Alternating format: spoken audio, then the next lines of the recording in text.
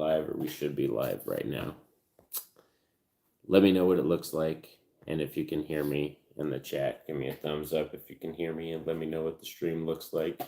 My Wi-Fi isn't the best, but I kind of promised that I was going to be doing some more live streams in this new year, so here we are doing some new live streams in this new year and stuff like that. It is currently January 2nd, 10 o'clock p.m. over here. So it's a late night live stream type thing. Like I said, just chilling. Got me Coors Light here, just hanging out, seeing if anybody wants to stop in and say hi. And like I said, greatly appreciate if anybody wants to drop a like on the stream. That would be awesome. Like that helps out the channel greatly. It going and stuff like that helps the algorithm. We all know that. But like I said, if there's anybody out there, let me know. Can you hear me? Thumbs up would be great. And I'll try not to like move around too much or shift around too much because like I said, my live stream's not the greatest. Like, you know what I mean, in terms of the Wi-Fi out here. Oh, snap. I'm not. Oh, hi. How you doing? I know it's pretty late for you over there. It's like everything, but yeah, it's 10 o'clock here currently my time. So yeah, I'm just up chilling right now. Late night live stream, wanted to chat and everything. Probably talk about like just random. Like I said, you could ask me anything. This is just a random live stream. You can totally ask me anything. In terms of what happened today, it was my son's birthday today. So he turned 5 today. We didn't do the party or anything because we have that planned for Thursday because that's when the family and more people are off and stuff like that. So we're going to be doing something on Thursday. But today was his actual birthday, so we did a little birthday breakfast and then just hung out and watched movies and everything like that. So it was just a nice little chill Father Sunday. And then, you know, my wife got off work and hung out with him for dinner and stuff like that. So it was just a nice relaxing day for him. And he was happy that it was his birthday and he got, you know, the breakfast he wanted and got to watch whatever he wanted. Nice. In May. Oh, that's awesome. Cool. Sweet. I know it flies by. That's the only thing like that sucks is like when you have kids, it's just so many dates after dates that time just flies by and stuff like that. So it's like it really does. Like for me. Hey, what's up, Drew? How you doing, man? Good to see you here. Yeah, that's what I mean. Time just flies. Once you have kids, it goes so much faster than when you don't have kids. And like for me, like yeah, like it's just date after date. But I'm so excited that he's 5 years old. I'm like, this is a cool age, and he's going to be hitting school this year. So it's going to be a very exciting time because he's going into school this year. So that's a good thing for me because I'm like, I'll have more time on my hands to do more videos like this, but also I'm going to get back to work in the workforce. So I'm going to be pumping, don't worry. I'm going to be still pumping out videos on the channel and all that stuff, of course, for YouTube and everything, but I'm definitely going to be trying to get, like I said, back into the workforce now instead of being a mostly stay-at-home father. Now that he's going to be in school, I'll have a lot more time on my hands because I have 2 daughters. They're in middle school, and then I have my son who, like I said, is just going to be starting kindergarten this year. So it's an exciting time. This is definitely going to be a pretty exciting year for me, 2023. I'm pumped for it. But let me know in the comments, what do you guys like? Anything planned? How's the new year treating you now that we're already into the second day? How's the new year treating you, and what did you all do? I know what I did. I watched not 2 new movies. They were new to me, like and stuff like that. But horror fan. But thank you so much. Like yeah, horror's my favorite. That's my favorite too. And thank you so much for stopping by.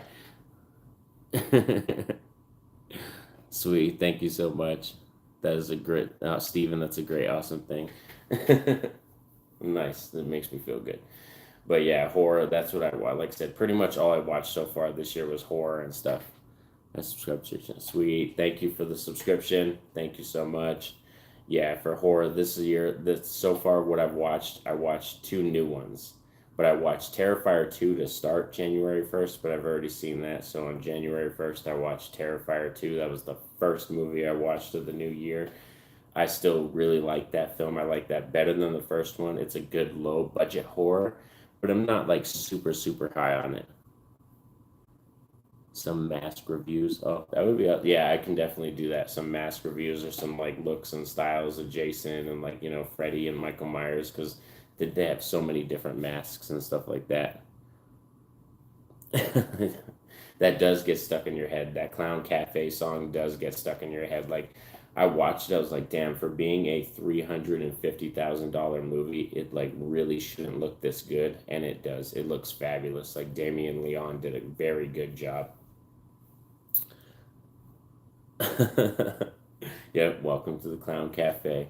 But yeah, for Terrifier 2, it's one that like I really enjoy it. It's a good slasher. I gave it a 3.5 stars, but I'm not like super, super high on it like a lot of other people. Like so many other people like they love it. And Steven, yeah, there's some people who had it at the top of the year for them in terms of horror. But for me, like it was really good, but it was like kind of honorable mention area for me in terms of horror this year. And there was a lot of fabulous stuff.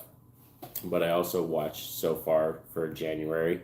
I watched Near Dark because that's currently streaming on Shudder. So if you haven't seen Near Dark, go check that out. It's on Shudder, and man, you remind me of my cousin. That's cool, sweet, that's awesome. Thank you. But yeah, that Near Dark is currently streaming on Shudder. That's a Catherine Bigelow film, and it's a vampire film, and it's one that I was not expecting to see. Thank you. It was one that I was waiting to see but not expecting because I've been waiting so long for years and years to watch this movie, and finally somebody grabbed it because I just didn't really want to pay money because I hadn't seen it yet and stuff. And it stars Bill Paxton and it has Lance Henriksen, so it has a great cast. But for me, it kind of let me down. I did a kind of short, quick review on it on my channel, like for my shorts. But yeah, like Near Dark kind of let me down. Thank you. I did take time on this. This is a lot of stuff, but family gifts and me picking up collectibles. But yes, awesome, awesome. Thank you so much. And yes, Friday the 13th, one of the best sweaters, like for real. I live in this sweater pretty much.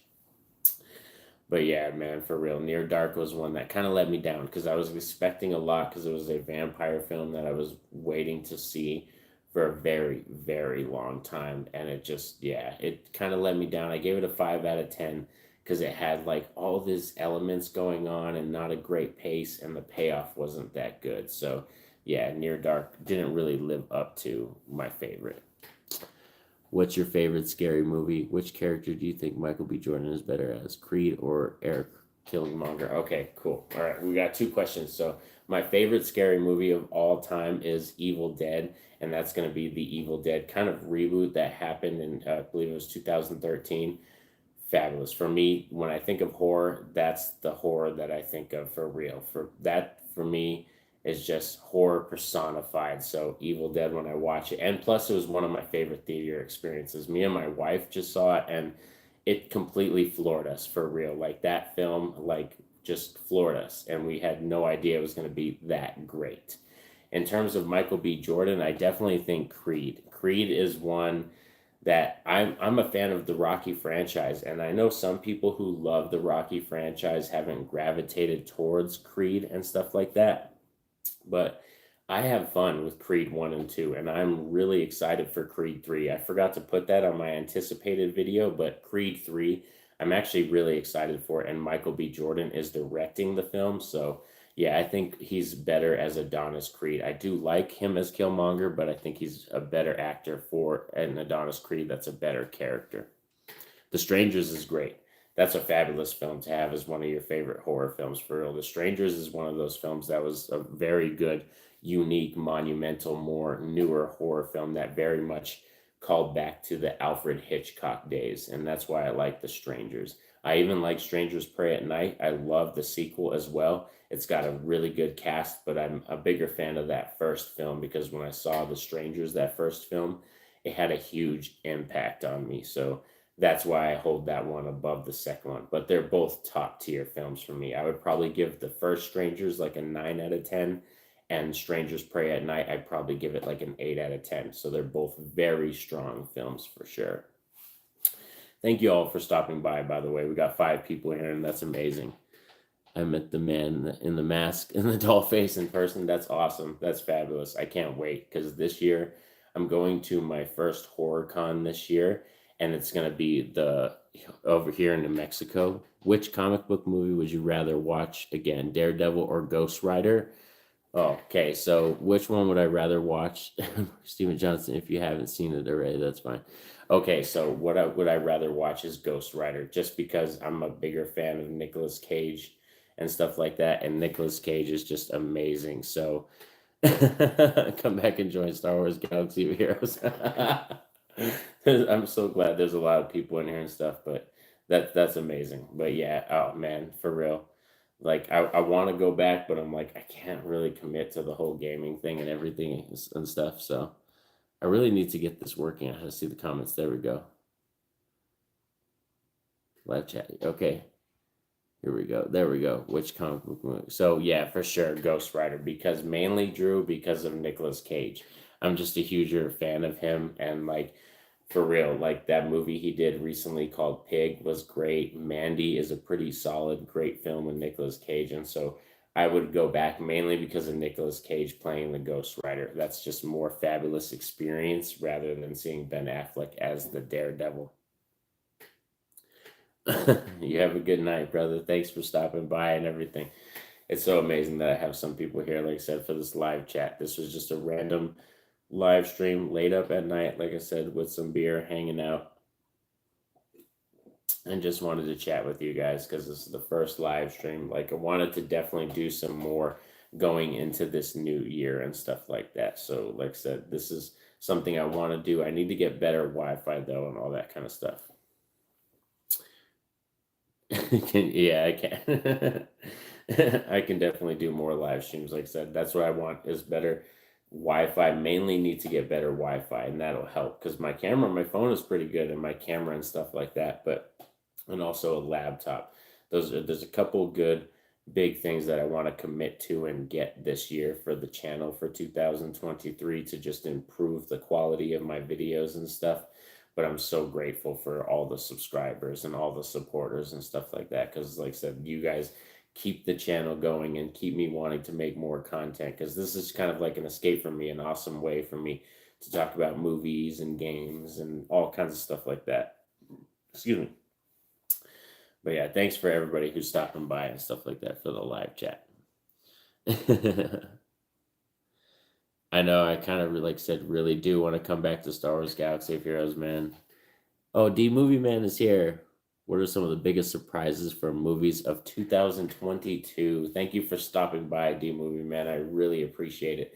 So for 2022, my two biggest surprises, I always talk about these films, was Men by Alex Garland and Fresh, which is a Hulu film, and that stars Daisy Edgar Jones and Sebastian Stan. We'll talk about that one first. And Fresh was just amazing. Like I went into that just one of those days, just scrolling around, kind of just sitting, and I was like, oh, what's on streaming? And looking at Hulu, and Fresh blew me away. Like I love Sebastian Stan as the Winter Soldier in the Marvel Universe, and seeing him in a horror film, and it was just amazing. And it calls back to like that dating time, when you're dating and really trying to get out there again. And it's just a film that has a lot of cool, unique stuff to say, but it actually is relatable, and it's a crazy horror film. So I don't want to twist and like spoil the twist if anyone hasn't seen it, but it's a really good film, Fresh on Hulu. And Men by Alex Garland is my other biggest surprise this year because, yeah, Men, it's one of the most gorgeous films I've ever seen cinematography wise. And in terms of the score, it was one of my favorites this year. And I know it's more of a symbolic, kind of metaphorical type horror film, but it's just so gorgeous to look at. I know it's more artsy fartsy. Like, I know that could be a bad term for some people. Like, I know that. Men is not a film that I would recommend to any film fan. You have to be into like more artsy type films, and that's okay. If Men is not your thing, I totally understand it, but it definitely surprised me this year. Let's check out the live chat again, see who else is there. What are some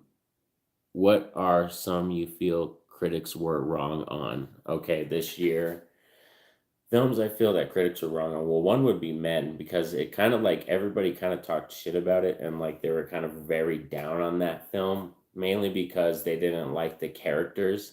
And I understand that. I meant to say movies. Oh, I meant to say movies. What are some movies you feel critics were wrong on? Yeah, so for me, Men, yeah, is a big one. Just because I think people went in with the wrong idea, and I know like it kind of goes with that whole, oh, it's a hating men type film or it's a woke type film. I hate that term. I hate that term woke, and it's not a men hating film. Like I said, I'm a man. I watched the film. I enjoyed it. So it's just a film that people didn't really understand it, and that's okay. You don't have to understand the film to really enjoy it. Like I said, it's just people, critics came at it the wrong way, having the wrong things to say about it because I don't think they fully understood the film. What else do we have?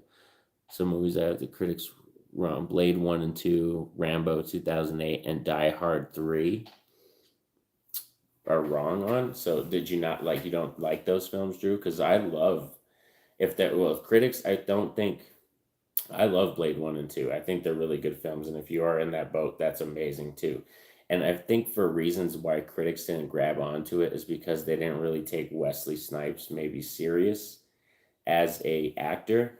And Blade 1 and 2 are amazing. Like they're great vampire films, some of the best out there for real, like in terms of vampire movies. And I think Wesley Snipes, he commits to the whole martial arts thing. And I believe it was the second film. Blade 2 is my favorite, and I think that's done by Guillermo del Toro. And I like the actor who plays the villain too. Like the actor who plays the villain is great. Okay, great. They gave him a rotten score. Blade 1 and 2. Yeah, Blade 1 and 2 are great. Rambo 2008, I do agree with you on that. Rambo 2008 is actually, I think, my second favorite in the franchise. I really have to dive into the franchise again, but that's my second favorite in the franchise. Jason, what's up? Jason, the old millennial, welcome. And Die Hard 3, to answer your question, Drew, I do love Die Hard 3. That's Die Hard with a Vengeance. And that's the one with Samuel Jackson, where McClane teams up with Samuel Jackson. I think that's my favorite, to be honest. That's the one that I return to the most. I love Die Hard, the first one, and I understand why people have it as the king. But for me, Die Hard 3 is the one that I return to the most. Glass Onion. I haven't watched Glass Onion yet, Jason. Definitely, I can't wait. Hopefully, you do a review for that one, or you pop out some video for that, because I haven't seen that one, and I'll watch it too, because I need to see Knives Out and I need to see Glass Onion. I'm very behind on those two Rian Johnson films. So, yeah, so far this year, I've just watched horror movies. Like I said, I just watched Terrifier 2, and then I watched Near Dark and Butcher Baker Nightmare Maker. That is a fabulous film, by the way. D Movie Man has something to say. I think that some critics were more positive on Men, but I saw it get glammed by the audience mainly. The audience score was pretty low from what I saw. Did the ending shock you? So the ending didn't shock me on Men. It was just much more, I appreciated it because it was a body horror aspect of the film, and they really went for it. And the fact that it has such a fabulous score that's going on, and I really like Jessie Buckley. She plays as the lead actress. She does such good a job acting with her mannerisms and just her face, and she had me so engaged with the story that by the time we got to that third act in Men, I was floored. I wanted to start the movie again. And it was the horror movie that I rewatched the most last year. I watched that film 3 times, Men, and I couldn't get enough of it. Like that was one of those films that the score, the cinematography, and like I said, what Alex Garland crafted, it really just pulled me into the film. Let's see what else we got going on in the live chat. Sorry, I'm getting used to this live thing still. I 100% agree on Blade 2 is my favorite, and Die Hard with a Vengeance is my favorite Die Hard film. That's awesome, Drew. That's cool. I'm glad we're in the same boat. Like I said, that's what's cool is like films being that they're so subjective, you can really just come at it like with whatever point of view you want. And like such a good community because we can talk about these films that we love, and I totally understand if somebody doesn't like the films, or if sometimes I don't like a movie and somebody will tell me why they like it. And then that just makes me like it even more because I go back to the film and I give it a rewatch and I'm like, oh, wow, I can see your point. I can see your perspective, and it just kind of enlightens me more. I might not like it as much as that person, but I love the film. And I'm like more because of what they shared with me. Let's see. The best scene in Blade 2 is the fighting scene with those guards. Yeah, there are a lot of good scenes in Blade 2, a lot of good fight scenes for sure. Have you had a horror movie that ever gave you a nightmare? And if so, what movie? Okay. The first horror film that ever, that's a great question, by the way. And the first horror film that ever gave me a nightmare was Phantasm. This is a sci fi horror film from, I believe, 1978. And the tall man, the villain in the Phantasm, like just universe, the tall man is just such a kind of unique, scary character. And the Phantasm movie deals with a child who was around the same age when I saw this film. Like I wasn't alive in 1978, but when I saw the film, I was around the age of the lead character in the film. And being the fact that the tall man is chasing this boy, and this boy is learning crazy things about the tall man and Phantasm, and no one believes him. His brother doesn't believe him, and his brother's friend doesn't believe him, and stuff like that. So it's just a very unique film that I watched at the perfect time, and I did have some nightmares about it, but I just wanted to return to it more. I'm one of those horror fans that when something kind of scares me, I return to it more and more so that way I could kind of like inoculate myself from it and I can get used to it. And Phantasm is one of my favorite sci-fi horror films to date. I love pretty much the whole franchise. Like they did five and they're all pretty solid, but the first two are really, really good. Jason, what you guys say? I watched Ghost in the Shell and I was so confused on what was going on. Oh man, really? Did you watch the anime Ghost in the Shell, the movie? That's sorry. I'm sorry, dude. Like, but I actually did show my daughter this film, and she was confused too. She didn't really understand it.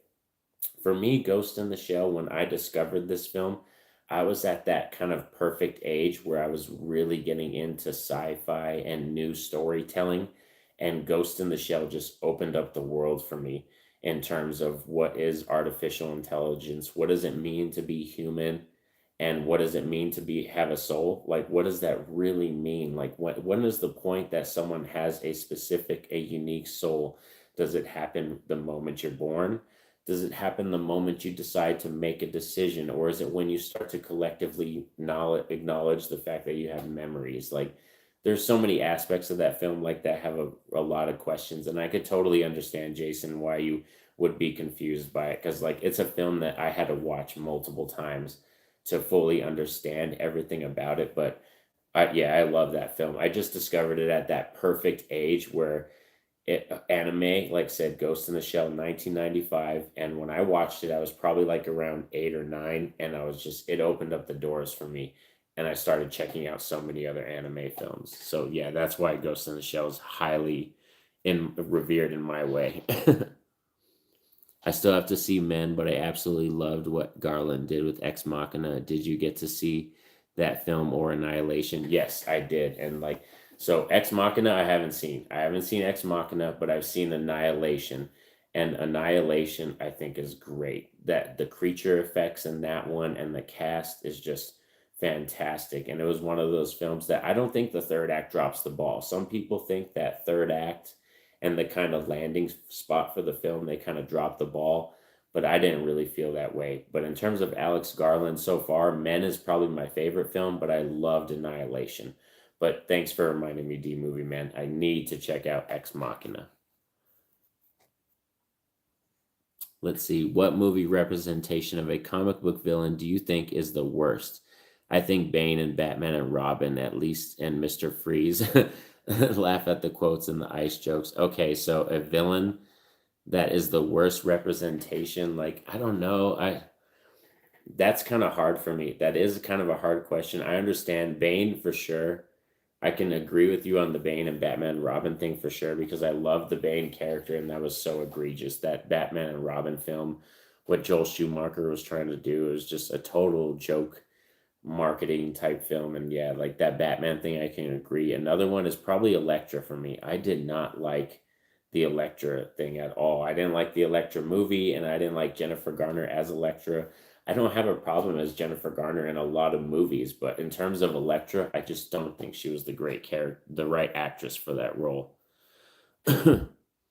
What is your favorite comedy movie and favorite comedian? Okay, so my favorite comedy movie, of all time, that's a hard one, but it's probably it's a very comedy heavy film, and that's probably Scott Pilgrim versus the World. I freaking love Scott Pilgrim versus the World. Like it's so fabulous. Michael Cera, like Mary Elizabeth Winstead, like it's got a fabulous cast. Chris Evans, and it's a film based on a graphic novel, but the comedy just lands for me. Scott Pilgrim versus the World is just one of those films that every time I go back to it, I just cannot stop laughing. And it's got a fabulous soundtrack, a unique style. It's done by the same director who did Shaun of the Dead and did uh Baby Driver. So it's a fabulous director at the helm of this, but Scott Pilgrim versus the World is one of those films that just didn't take to critics. It wasn't a wide world success, but I think it's a cult success for sure. Sorry, I'm trying to catch up on the comments. I didn't expect so many people to be here. Thank you all so much. And my favorite comedian, by the way, is probably, oh man, favorite comedian. It's like in terms of movies, it's probably Adam Sandler. I freaking love Adam Sandler, but like stand-up comedian, mm, I really was fond of Dane Cook. I used to spend many hours driving a Pizza Hut delivery. I used to work for Pizza Hut and I was a delivery boy. And I used to spend many hours listening to Dane Cook. So probably my favorite stand-up comedian was Dane Cook. He was really hot back in the day. Maybe I'm getting old because I get more confused when I watch movies, it seems like. You're funny, Jason. For me, it depends. Like if the film grabs me and I'm able to be immersed in the atmosphere, I'm totally more forgiving if I'm a little confused, and I'll give the film some more watches. And Ghost in the Shell was like that. I loved the music by Kenji Kawa. I loved the atmosphere, and it pulled me in, and like I said, opened up the doors for me when I watched other animes. So I just every time I return to Ghost in the Shell, I feel like I learned something new. Oh, I know D Movie Man said something else. The bear, the bear scene from Annihilation gave me chills, especially realizing where the screams were coming from. Yeah, for real. Like Annihilation, they had this good tension and good effects and this cool sci-fi nature that I just wanted to know more about the film. So like every time stuff happened and it, like I said, it has such a good cast that it just pulled me in and I was immersed in the film. Like I said, Annihilation is great, but Men is my favorite of his. Hot take, I didn't hate Daredevil. Haven't seen Elektra. Don't watch it. It's not worth it. It has no merit into Marvel right now. Don't even watch Elektra. The Daredevil TV show is fabulous, by the way. I love the TV show. I've heard that while Terrifier 2 was really good, the first somewhat more effective in its simplicity. Some thought the increased budget may or may not have been a good thing. What do you think? Okay, so for Terrifier 2, I do like it better than Terrifier. I wasn't really a big fan of that first film for Terrifier. I didn't gravitate towards the art character, and I understood what Damien Leon was going for in terms of low budget horror and how it was. But I like Terrifier 2 better because of, like I said, the budget. I think the acting's better, and what they created is kind of a more supernatural feel. It feels very much like Dream Warriors. As I was watching it, I got Freddy Krueger Dream Warriors vibes. That's what I got from the film. And I'm cool with that. There's still some things I want to know about art and learn about that character, but I love the Dream Warriors vibes that they had going on in Terrifier 2, where it was kind of like, oh, supernatural. We have our final girl, and she has this magical and the sword and stuff. So a lot of elements reminded me of the Freddy Krueger universe.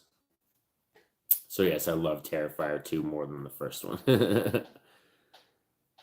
Is there an anime that is easier to get into? So in terms of anime that is easier to get into that I think you would like, Jason, is Full Metal Alchemist. I really think you should give Full Metal Alchemist a shot. And they have two different ones. They have Full Metal Alchemist and Full Metal Alchemist Brotherhood. Brotherhood is more faithful to the books, but I have more fun with the original Full Metal Alchemist show. They do change more things from the manga books, but I have more fun with that show. And the most I've ever cried in an anime is in Full Metal Alchemist, just to let you know. Fun fact. um, Cheers, brother. Me too. I'm going to heads out. Good night. Oh, you have a good one. Say good night, brother. Thoughts on Punisher, the 2004 movie. So that's the Thomas Jane one, right? I adore that film. I'm a huge fan of the Punisher. Like I love that character in the Marvel Universe. Punisher is probably my third favorite like Marvel Universe character. I have comics and everything. I have action figures and stuff like that. I could go run and grab one right now, but I'll have to dig for it and stuff. But yeah, Punisher, I love that character. I am actually a huge fan of Punisher Warzone as well. So Ray Stevenson's performance and Thomas Jane's performance, I can have fun with both of them. I don't gravitate towards Dolph Lundgren's performance that much, but John Bernthal is clearly the king. What he did with those two seasons of the TV show that they had on Netflix, John Bernthal proved that he's the king of the Punisher role. But I really do love Punisher Warzone and the Thomas Jane one as well. I didn't mind John Travolta being the villain. I think he's pretty creative as the villain as well. Plus, it has Kevin Nash in it. Let's see who else the live chat. Let's catch up. What would you say is the weakest of the early 2000s comic book movies, as well as one that is fairly underrated? I remember really disliking the first Hulk. I totally agree with you, D Movie Man. So, the Hulk, that first Hulk movie by Ang Lee, was the first film that I remember going to the theaters and falling asleep on. I don't fall asleep on movies. It's very rare. You could ask my wife. Very rare do I fall asleep on movies. And that first Hulk film put me to sleep. I was like, damn, I totally slept through the last 20 minutes of this movie. I had to ask my mom what happened. And she kind of explained to me what happened. My mom stayed up for it and I didn't. So, yeah, Ang Lee, that first Hulk movie. And in terms of one that surprised me, it'd probably be the Punisher film because that Tom Jane one just really did floor me. It's emotional, it's got gripping moments, and how they build up his character. And I think Thomas Jane is a solidified, solid actor that no matter what kind of role you put him in, he's going to pull some kind of amazing stuff out of it. Even in Scott Pilgrim versus the World, he has a cameo moment, and it's freaking hilarious. I know we got a lot of comments. Let's catch up. Planet CHS. Christian, what's up? Welcome, Christian. Thank you to coming for the live stream. And I hope the quality is good and everything. Thank you for stopping by, brother. Which character do you think Ben Affleck is better as, Daredevil or Batman? For me, that's easy, Batman. So I really like Ben Affleck as an actor. I think he's not that bad as an actor, and he does some good films directing too. And when he got casted as Batman, I think, to be honest, Ben Affleck is the most comic book accurate Batman. He filled out the suit well. He looked physically strong. And in terms of a Batman that you want to take on, like Henry Cavill's Superman, Ben Affleck was perfect. And I love Batman versus Superman. That's one of my favorite DC films. So Ben Affleck, I think, did better as the Batman role for sure. Let's see. Let's catch up with the live chat. The first Hulk was so terrible. Yeah, one of the worst films I've ever seen. Yeah, the first Hulk really did put me to sleep. And Eric Bana's good. Like, Eric Bana does some great stuff, but that Ang Lee Hulk film, like, yeah, it really did put me to sleep. And, like, it's sad to say because I love the Hulk character, but I like the Incredible Hulk movie better. The one they did with Edward Norton was fabulous. How do you feel about the Tim Story Fantastic movies? I don't know what that is. What is that? Oh, is this the Fantastic Four movies?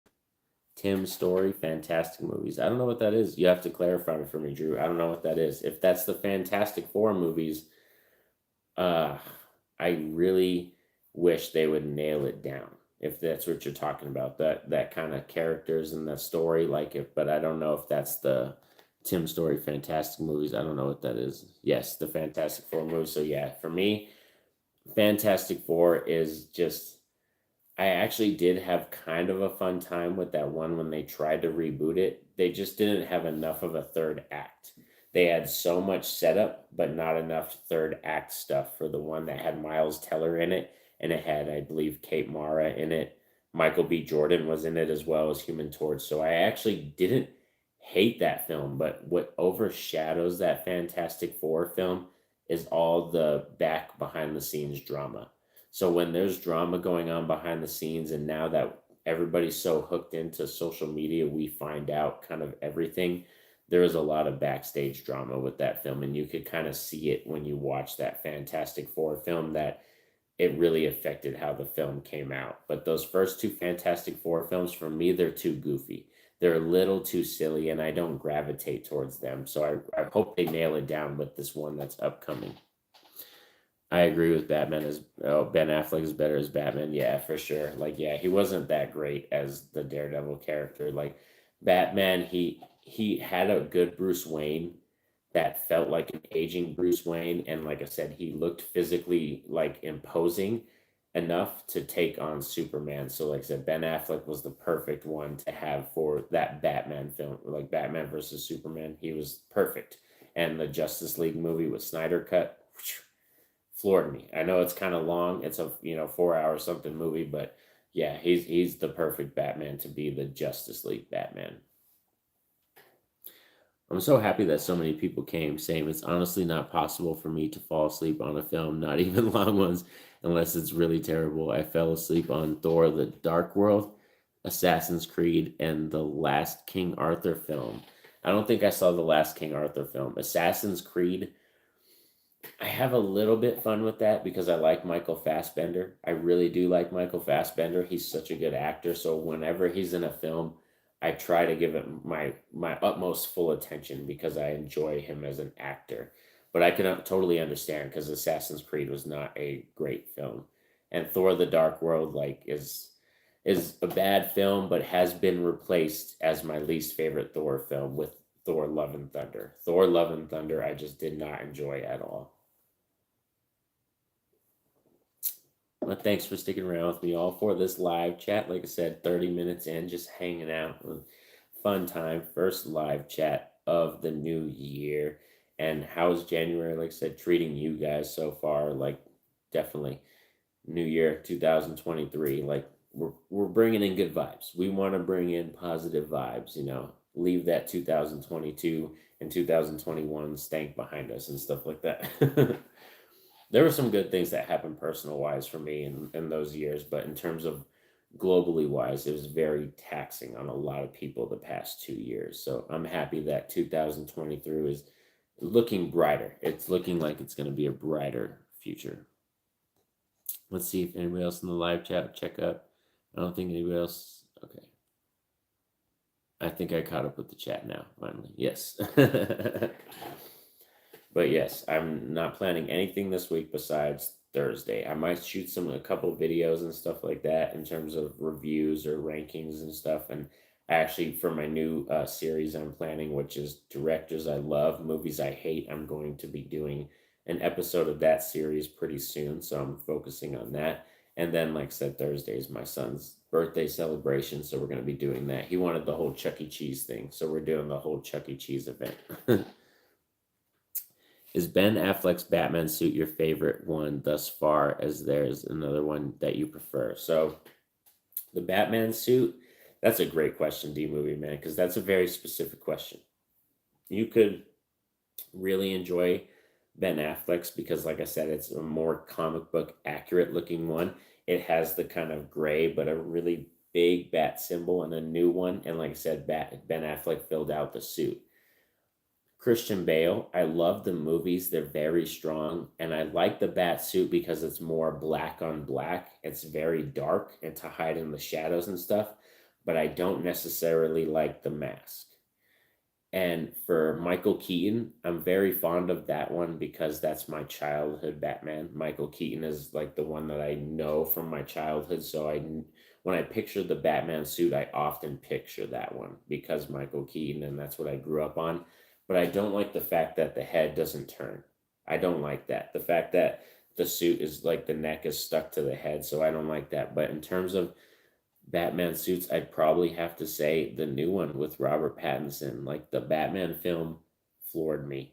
I knew it was going to be great. I knew what Matt Reeves and Robert Pattinson were going to bring us was going to be a fabulous ride, but I didn't think I was going to love it as much as I did. It was my favorite film of last year. And yeah, the Robert Pattinson Batman suit for me, it has that dark, gritty nature. It's mobile and it looks aggressive and it just looks like a Batman suit that I would want to wear. So the Robert Pattinson Batman suit is probably my favorite right now.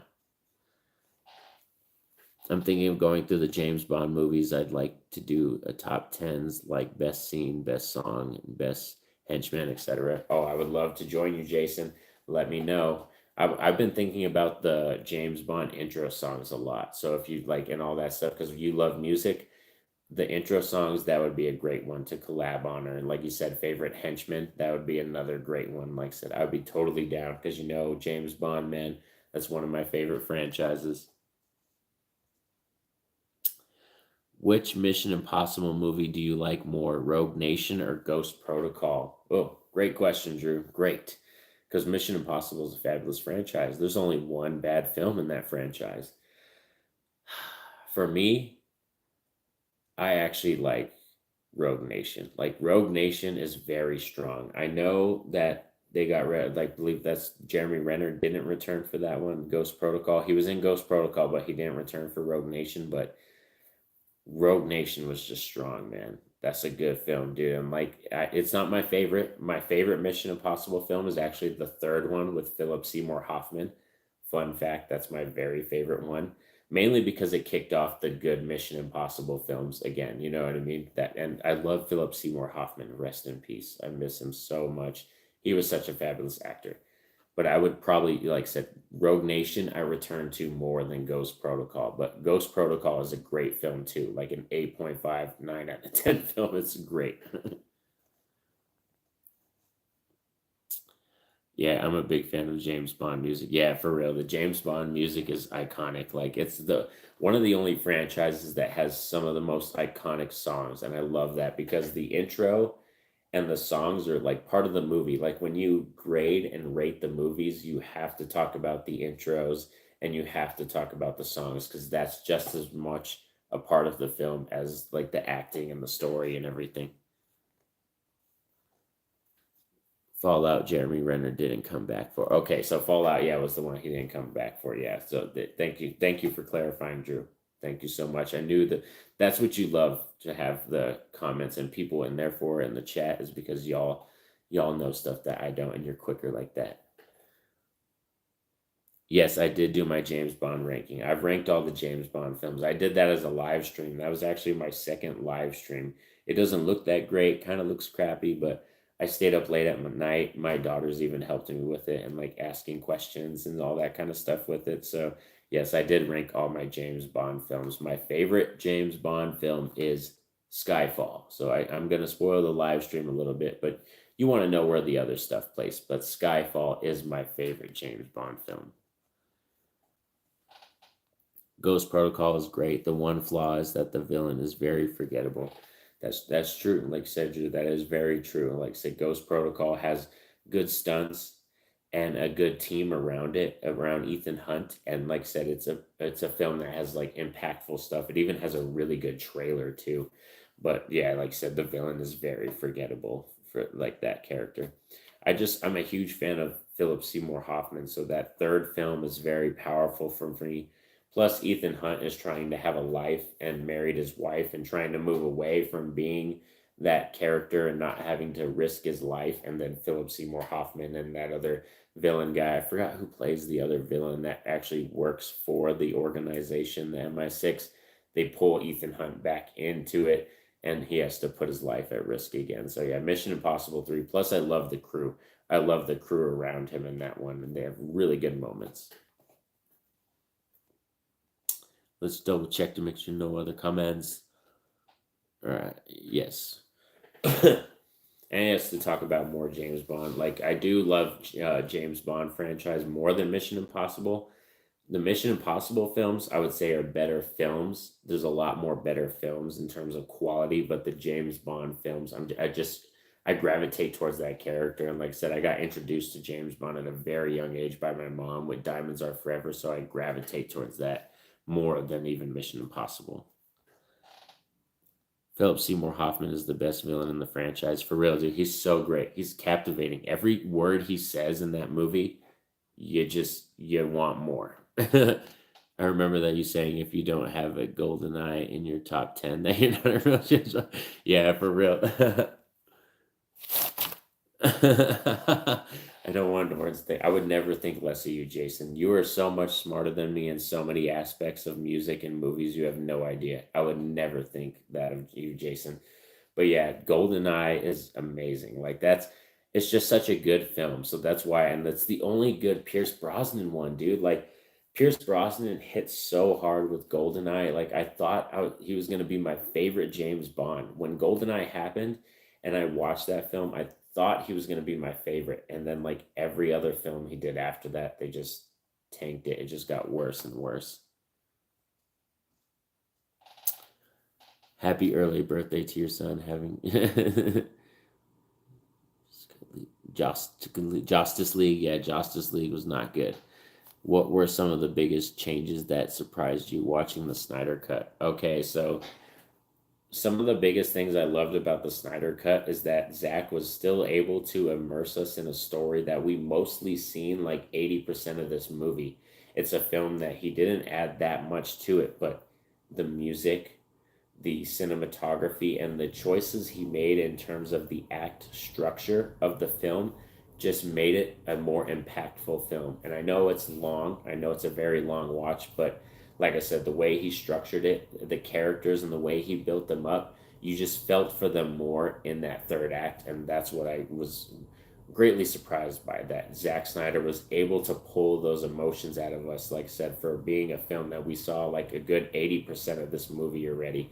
And that's how good Zack Snyder is. He's a really good creator. And I've always supported him, since he did the Dawn of the Dead remake, even when he did Sucker Punch. A lot of people don't like Sucker Punch. I think Sucker Punch is an amazing escapism film. Oh, let's see. Let's catch up. I'll say the Mission Impossible 2 is the worst in the series. Oh yeah, by far. Like definitely. And it was Sean Ambrose was a better villain because he did have a motive. Yeah, Mission Impossible 2 is the worst. That's the only one that I regret ever trying to watch again. Mission Impossible 1, 2 seem like completely different movies from 3 through 6. They do, Jason. Yeah, I agree with you on that. When you watch Mission Impossible 1 again, it definitely feels like a film that didn't even need a sequel. It felt like just this very solid thriller. Tom Cruise, brought in a good performance, and like the cast in there. I believe we have John Voight in there as well. It's a good cast. Emilio Estevez is in there as well. So that first Mission Impossible film, yes, when you watch it, it just doesn't feel canon necessarily. But I always watch it and I'm like, it's one of those films, kind of like Fast and Furious. Like the Fast and Furious franchise, when you watch that first film, you don't picture 10 other movies. You know what I mean? But the Fast and Furious franchise is going like this. Mission Impossible is another one. When you watch that first film, you don't picture 7 or 8 other movies, but the franchise is going like this. So it's just depends. Like when it comes to the movie world, it's like that. Some franchises they trend upwards and some trend downwards.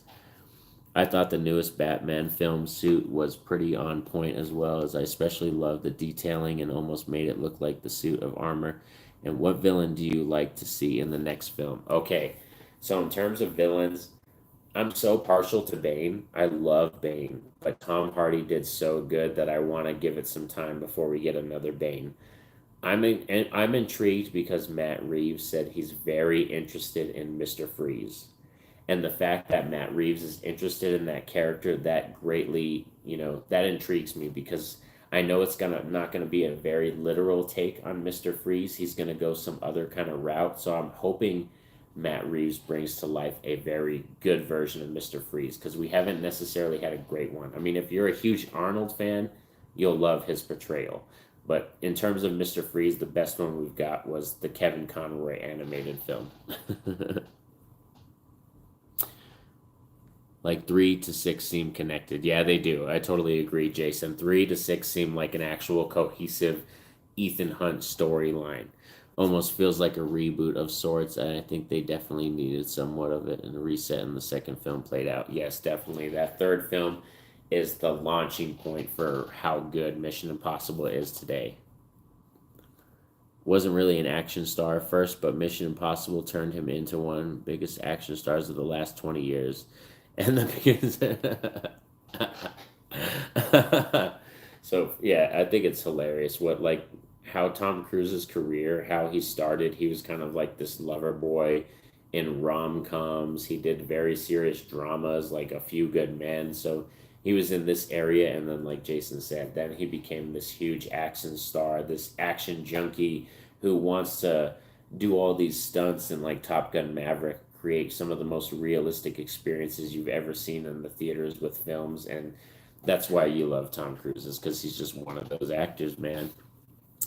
Did you see The Sound of 007? It was a documentary on Prime Video about the various Bond themes and songs and artists involved. I loved it so much. D movie, man, that sounds fucking fantastic. I have not seen that. That's on what, Prime Video? I'm gonna have to check that out. I have not seen that. That sounds fantastic. Especially before Jason invites me on to talk about the music of the Bond songs. I have to check that out for real. It's such a good franchise because when I watch the James Bond franchise, you can see how films have progressed and changed over the decades, and that's so fabulous. Billie Eilish was in it too much. Jason, you're funny. You're great, dude. That some things was funny. I'm kind of keen to Billie Eilish because my daughter, like one of my daughters, is in love with Billie Eilish. So I have to really be in tune with some of the music going on now because my daughters are teenagers. So they're at that age where they're discovering music. So when they have artists that they like, I really have to listen to them a lot. And even if I don't love them, I'll end up finding songs that I like from them. Oh, definitely, like definitely D movie, man. That I appreciate that. Like the stream, drop a like because it greatly helps out the algorithm and all that kind of stuff. You know, us being YouTubers and stuff, we know the algorithm is always fighting against us. But thank you all for coming for this late night live stream. I didn't expect too many people or like anything like this and all these awesome questions. It's fabulous. But yes, I'm excited to see some new movies this year. I can't wait to watch some new movies. I think the newest one coming out in theaters that I want to see is Megan. So I'm maybe gonna try to get me and my wife to have a date night, and maybe we'll get a chance to go see Megan because I really want to check that one out. It looks like Chucky's gonna have a rival now. Here's a big question: Do you, Marshall Ali, will be a better Blade than Wesley Snipes, or do you feel Wesley Snipes owns that role? I don't feel Wesley Snipes owns that role. I think it's been long enough now that Mahershala Ali could totally put his own stamp on the Blade role. It's been long enough now, and Wesley Snipes did a fabulous thing, but it's been, like I said, it's such a long time that no one connects that to Marvel anymore. So Mahershala Ali has the perfect chance now to come into this role of Blade and put his own unique stamp on it. What I'm afraid is if they're not going to go too hardcore on it. I want them to go really bombastic, crazy, rated R statics and gory and stuff like that. And I don't think they're gonna be able to go that route. Because my favorite one is Blade 2, directed by Guillermo del Toro, and it's very gory and stuff like that. So in terms of that, it's one of those movies that it's like I want them to be able to match that with the new ones that's coming out. But I know they're definitely gonna lean more into the PG-13 route. Oh, you're good, Drew. Don't worry about the typing and stuff. Like I try to read, and I'm a horrible reader, by the way. I love reading, but I'm a horrible reader. Like I do love to do it, but I'm one of those people that stumbles a bunch of times, or I have to read a page multiple times to really get the feeling on it. I actually really like the songs from the Pierce Brosnan era, but haven't been crazy about the music in the Daniel Craig era. That's interesting, Jason. That's interesting because the James Bond songs, the Pierce Brosnan era, I don't really remember that era that much. I really don't. And the Daniel Craig era, I remember a lot. I remember like the bit like Adele's Skyfall song is probably one of my favorites. It's in my top five. It's not my favorite, but Adele's Skyfall song is in my top five. And I believe in my top 10 is the Chris Cornell one, the one he did for Casino Royale. Chris Cornell just oh, it was so good. So yeah, Daniel Craig era, I loved it. I loved that stuff. But yeah, Pierce Brosnan, it's Goldeneye and then nothing else. Like none of the other ones like pulled me in, man, except for I believe it was Tomorrow, either the one that had Michelle Yeoh in it, and it had Pierce Brosnan, and he had like the ex-girlfriend, but then she dies, and Terry Hatcher plays the girlfriend, but Michelle Yeoh's in it. I could have some fun with that one. It's okay, but then Pierce Brosnan's career really tailed off as the James Bond character. Ah, trying to click live chat. But oh man, thank you so much everybody for stopping by and everything for this little late night live chat. Hope you all are doing safe wherever y'all at. It's been pretty chill over here in New Mexico. That's where I live, but it's been pretty chill, but very rainy. These first 2 days, January 1st and 2nd, it's been very rainy. But that's about it. But we need the moisture out here because we're a desert climate. So anytime we get some moisture, it's a very good thing.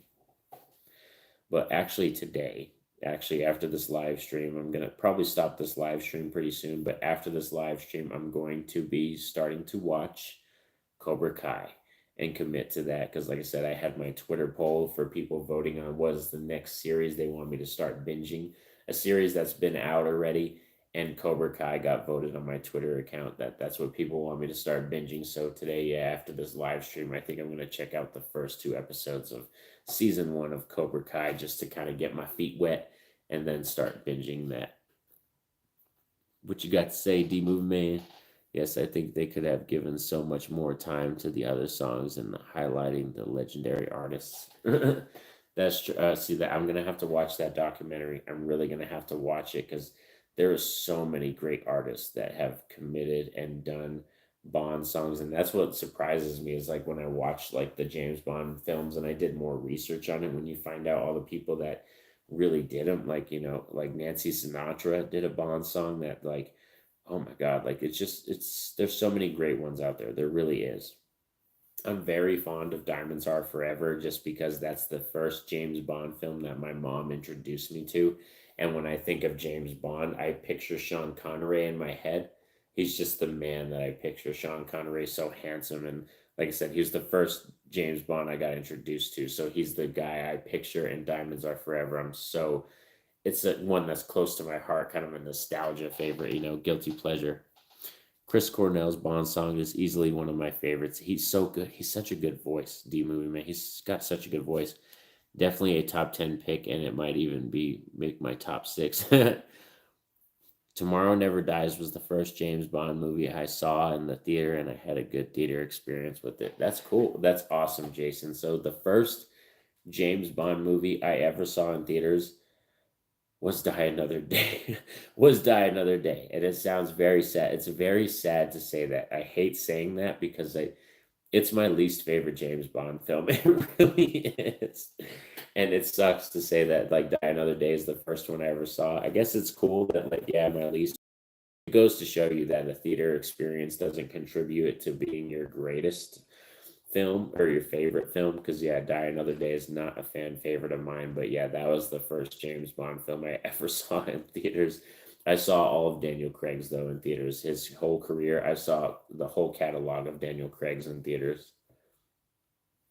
I would love to see some of the old ones in theaters. Like I wish they would show some more old movies. Like the cinema near me, sometimes they show old movies from the 90s and like the 80s and the 60s and 70s. So I would love if they started showing some James Bond films.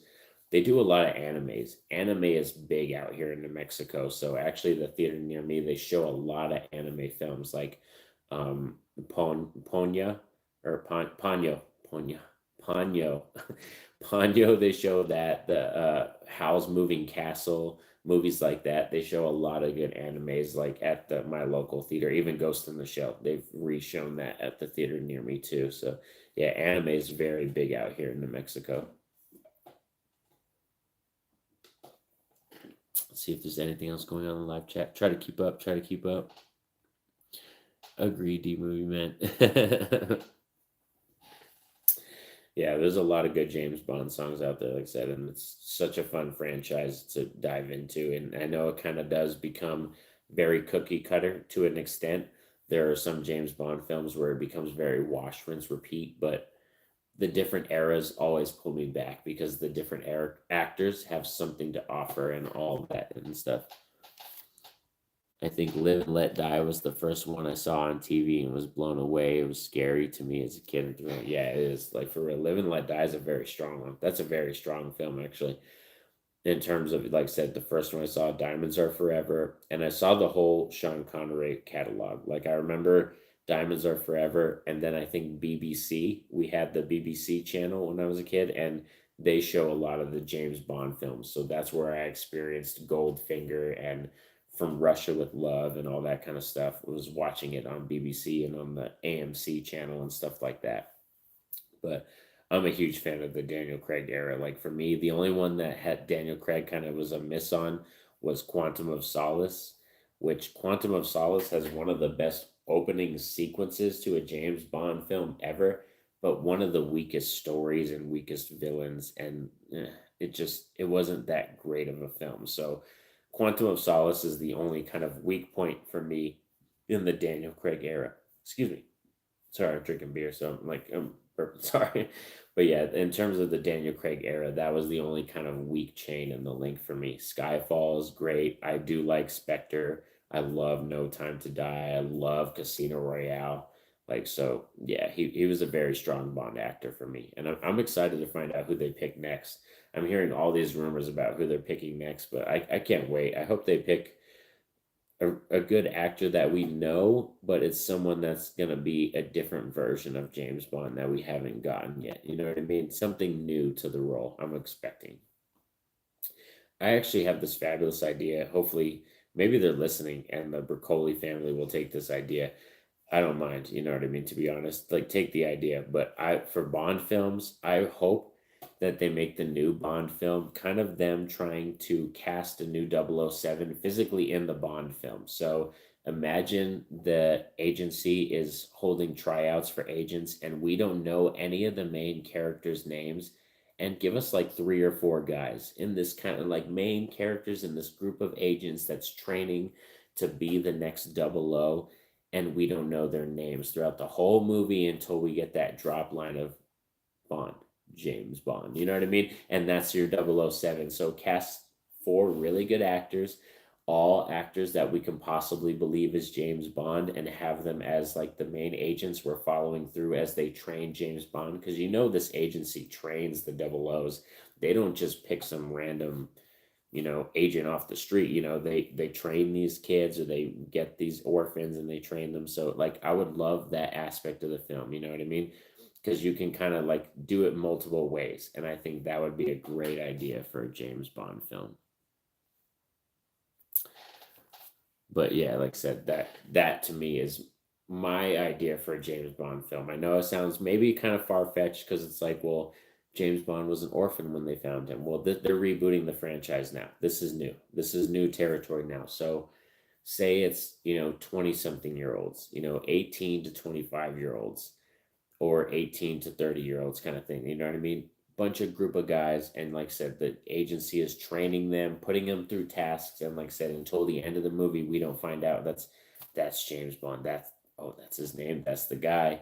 That's 007. So that way, as we're watching the movie, we don't know.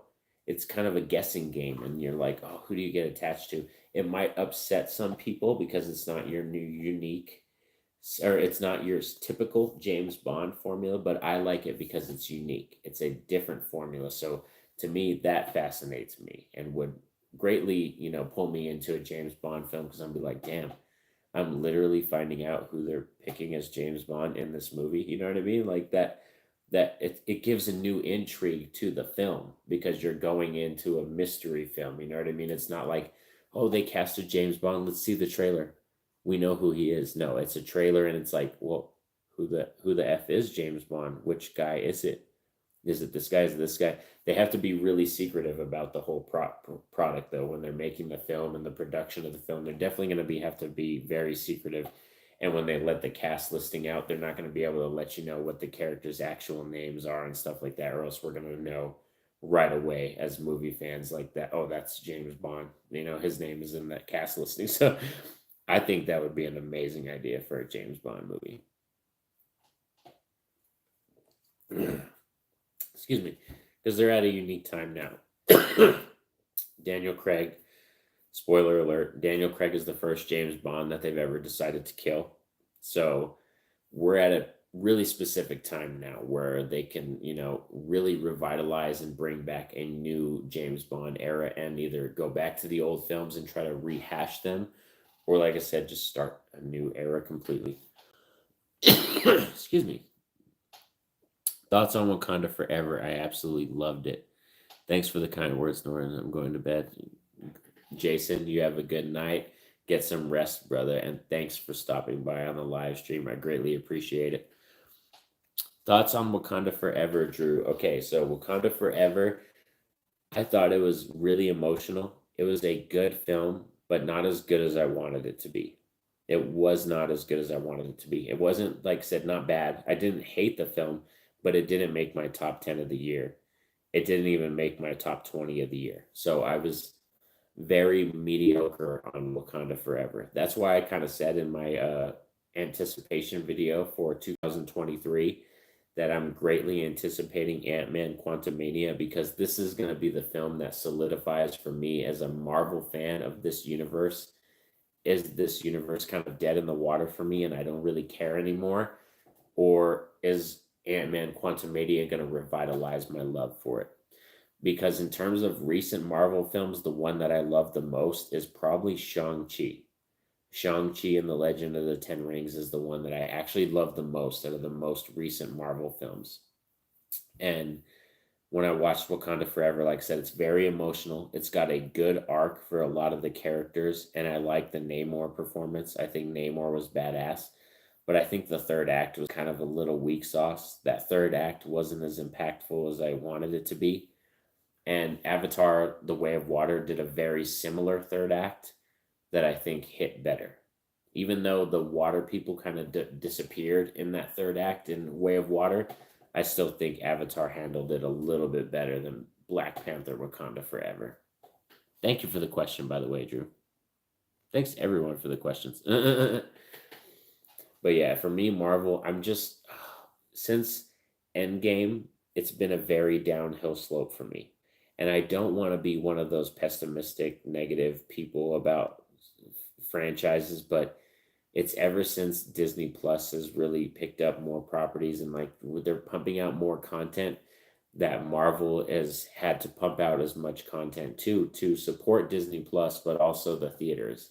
And they have television shows and so many movies. So it doesn't necessarily feel cohesive, and the quality in terms of what's getting put out isn't the best. You know what I mean? So Marvel's kind of, it's going downhill. I don't think it's trash.